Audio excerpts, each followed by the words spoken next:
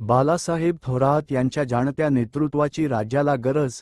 हर्षवर्धन सपकाळ. संगमनेर येथे काँग्रेस प्रदेशाध्यक्ष हर्षवर्धन सपकाळ यांनी सहकार महर्षी भाऊसाहेब थोरात सहकारी साखर कारखाना व अमृत उद्योग समूहाला सदिच्छा भेट दिली.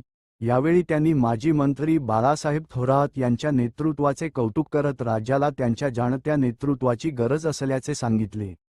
सपकाळ म्हणाले की भाजप सरकारच्या काळात भ्रष्टाचार, बेरोजगारी आणि महागाई वाढली असून जनतेत मोठा असंतोष निर्माण झाला आहे. कॉकरोच जनता पार्टी हे जनतेच्या नाराजीचे प्रतीक असल्याचेही त्यांनी नमूद केले. शेतमालाला योग्य भाव मिळत नसल्याने शेतकरी अडचणीत असल्याची टीकाही त्यांनी केली. यावेळी बाळासाहेब थोरात यांनी डिझेल पेट्रोल टंचाई, शेतकऱ्यांचे प्रश्न आणि मतदार पुनर्निरीक्षण मोहिमेबाबत कार्यकर्त्यांना मार्गदर्शन केले. प्रत्येक बूथवर जबाबदारीने काम करण्याचे आवाहन त्यांनी केले.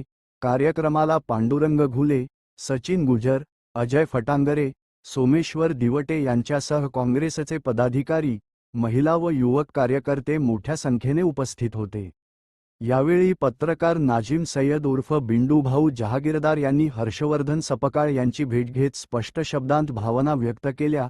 काँग्रेस पक्षाने बाळासाहेब थोरात यांना 6 महिन्यांच्या आतच मोठी जबाबदारी द्यायला हवी होती. हे एका कार्यकर्त्याच्या नात्याने माझे स्पष्ट मत आहे, असे त्यांनी सांगितले.